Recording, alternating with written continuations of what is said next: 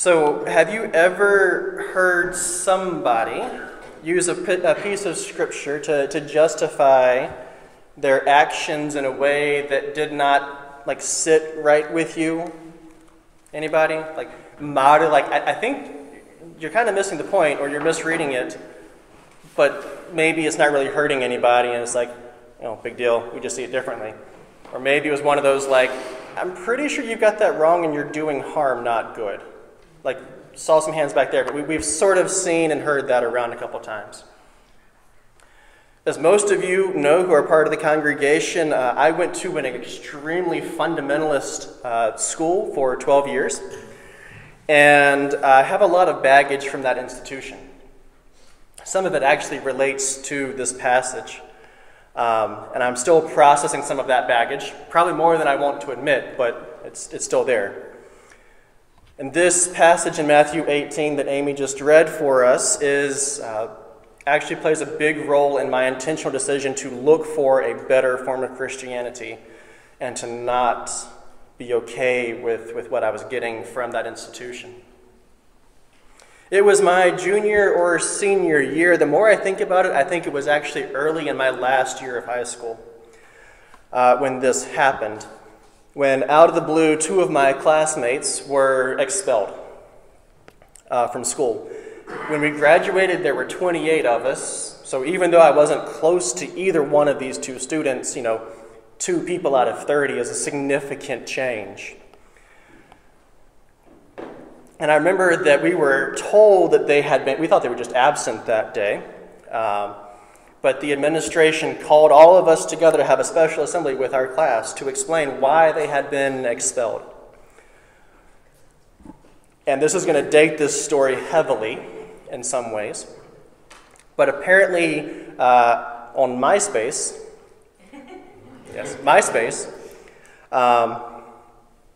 they had changed that they were interested to boys and girls and not just the different gender. And so the school decided to expel them for that. And when the students gave some pushback because, there's only 30 of us and 2 of us are gone, this is not, it was not kind or nice from our perspective. They explained that they did exactly what Jesus had to do in Matthew 18. At least the way they did what they wanted Jesus to say in Matthew 18. You've heard me say dozens of times since I've been here for the last almost 5 years that it is very important that we pay attention to what Scripture actually says and not what we've been taught it says. What does it actually say to do, not what is the easy, simplistic reading. And this passage in this story is one of the reasons I care so much about that. The administration said they went to each of these students individually to tell them that they shouldn't be gay. And our classmates refused to listen to no surprise, or to no one's surprise. And so they went back with a team of teachers and administration and tried to correct their behavior. And again, none of us were surprised when that did not work. And I don't remember exactly how they said they brought the entire community together to talk to them, because they did not include the students there at all. But even then, with all of that pressure and what I would say is manipulation from them, our classmates still refused to do what the school wanted. So they decided to treat them like a tax collector and to ostracize them and expel our classmates from school. And at the time, I did not know how, but I knew Scripture did not justify their actions and what they had done. It was a long journey to get there for me. Not a long journey, but it was a journey. And in that journey, I discovered that Matthew 18 actually has some really good things to say about conflict management. And that's how I sort of learned that even though something's been misused, that doesn't mean it doesn't have value at all. So let's look through this passage and see what Jesus is actually saying. What does Jesus actually tell us to do, not what is the simplistic thing that we might want it to say. So Jesus said, if your sibling sins against you, go and correct them when you are alone together. And if they listen to you, you've won over a brother or sister. Almost any time there's a conflict, no matter if it's big or small, the easiest thing for us to do is to talk to someone else about it. So I'm going to pick on Dave a lot today, because Dave is Dave. So if I have a conflict with Dave, the easiest thing for me to do is to go talk to Scott and Amy, not to sort of help mend the relationship, but to get Scott and Amy on my side against Dave, right? Like, we've all done this. We've all seen this happen. That's the easy thing to do, right? I'm always on your side, dear. Sure. But that really accomplishes nothing other than escalating the conflict, right? Like, when has that ever actually solved the problem or made the relationships healthy? Any time ever? No. So much of our conflict can be easily addressed if we simply go and talk directly to each other. Because so much of it comes from misunderstandings and miscommunications. Like, how many times have you said one thing and somebody around you heard the exact opposite? Miscommunication is what humans are very good at, if we're honest about it. If we just talk to each other instead of about each other, a lot of that tension and grief and heartache, we can avoid it. And even when the conflict is over something more than a misunderstanding, that direct communication can be a healthy way to solve it. I've heard stories about people talking to Protestants and Catholics in Ireland in the 90s and doing reconciliation work there through direct communication and getting to that place where they can talk to each other. It's a good thing to do. And that has to be done, as Amy talked about last week in her sermon, by letting our love be genuine and not a facade for something else that's ugly. What my school missed and what many churches miss, especially those that are obsessed with making everyone conform to their interpretation of Scripture, is the very first thing that Jesus says in this passage. If a sibling sins against you, this is a direct, if Dave does something to me,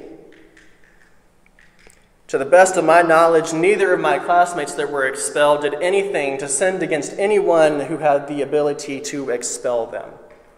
It was a misuse of authority, at the very least, according to what Jesus is saying.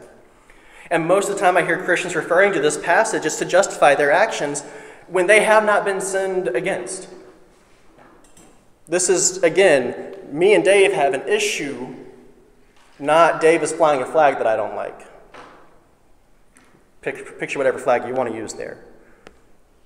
So the next thing Jesus says, if they won't listen, take one or two others with you so that every word can be established by the mouth of 2 or 3 witnesses. There are times when it's appropriate to bring others into the conversation. That is absolutely a good and healthy thing to do, and I believe Jesus told us to do this not to gang up on somebody, but to make sure that you yourself are not at fault, or that you yourself have not made a mountain out of a molehill. This is for when 2 or people cannot sort through things together, so they need the community to help mend their relationship. And Jesus continued, if they still won't pay attention, report it to the assembly, the church, the community. And if they won't pay attention even to the church, treat them as you would a Gentile and a tax collector. And I'll be honest and say, this gives me the heebie-jeebies. Be perfectly honest. Because this can so easily become abusive and traumatic. And really, any element of this can be abusive and traumatic, but this one especially so because you've got the whole group against one person, seemingly. Very delicate work is necessary here. And that's why it's so important that every step of this process be done in true love, in genuine love, and not something ugly under the empty facade of love. It should always be done with the assumption that the person who is instigating it all might be the one who was wrong. It's not an us against them, but how do we do this together as a community? And I say that because the administration at my school never considered that they might be wrong. Never once.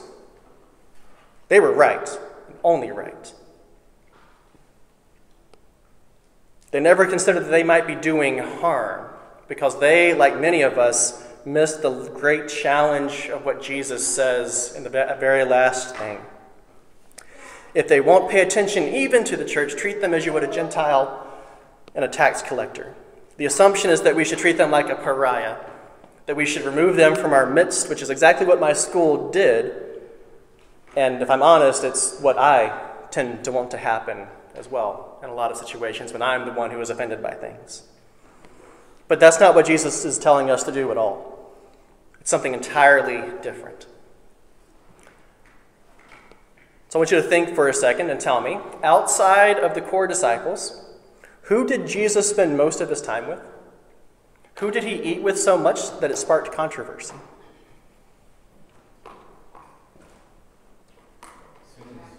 Sinners? Tax collectors? Rejects. Tax collectors is what I was going for. Jesus spent so much time with tax collectors that he got into trouble about it and sparked major controversy for all kinds of different groups of people in his day. So treat them like Jesus would treat a tax collector. Focus on the relationship. Eat together, talk together, build your relationship together so that you can learn to trust each other and work together and not look at each other as enemies. The point is to have a good and healthy relationship. The point is reconciliation and healing, not to ostracize. And we can go even further than that because, what gospel are we reading from today? Matthew. Who was Matthew? A tax collector. And Matthew was also one of the 12 disciples. So treat them like a tax collector, like Matthew, by tradition, a tax collector and a disciple who wrote this gospel. So treat them like one of the 12 disciples. I've never heard anyone complete that thought. If your sibling sins against you, treat them like one of the 12 disciples. Never heard that, but that's what Jesus is saying. And that's not something that we really want to do a lot. The more Christ-like thing to do, the goal is not removing them from community, but treating them as a disciple of Jesus, as someone who wrote one of the Gospels. Jesus never removed someone from their community, but he all the time crossed over those boundaries to bring those different communities together and to reconcile people. And I guess the one caveat that we should add to this, that I'm going to add to this that Jesus didn't, is that sometimes the healthiest thing to do is actually to remove yourself from that community, especially in the case of abuse. There's a big difference from removing yourself and being removed from your community. One is I'm doing it myself, the other one is being imposed on me. And like I've said before, and I'll continue to say it again because every time I say it, someone says, that's the first time I actually heard somebody say this, and it helps so much.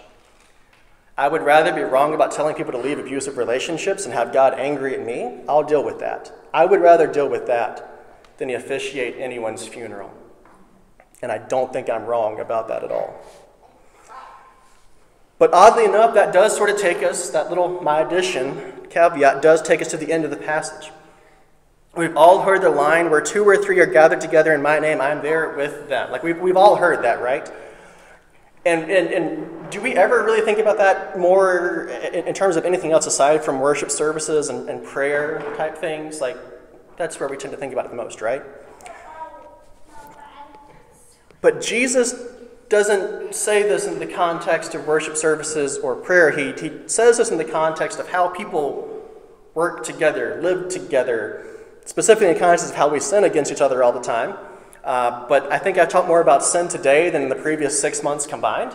So I need to sort of say this is not just about how we sin against each other, but, how do we treat each other whenever, all the time, even if it's the healthiest of relationships.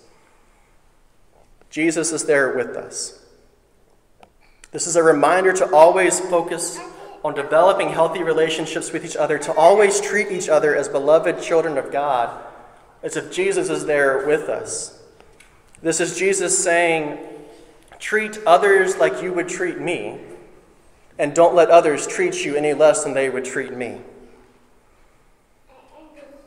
Anyone who's been in any kind of relationship, and we're all in relationship together because we're here in the same room, even that level of relationship knows that being in a relationship with another human being is difficult. We bump elbows sometimes, but if we're honest, most of the time we get along splendidly, just fine, no big deal. But when we bump elbows real good sometimes. And in those moments when we bump elbows, when we disagree, when we don't see eye to eye, remember to treat each other like Jesus. And when we struggle with that, when we miss the mark with each other, our community is there, or should be there, to help us mend our relationship, to help each of us live as children of the one who loves us more than we have words to express. That's what Jesus is getting at with this passage, with these sayings. It's not get them out there away from you, but how do you embrace each other as beloved children of God?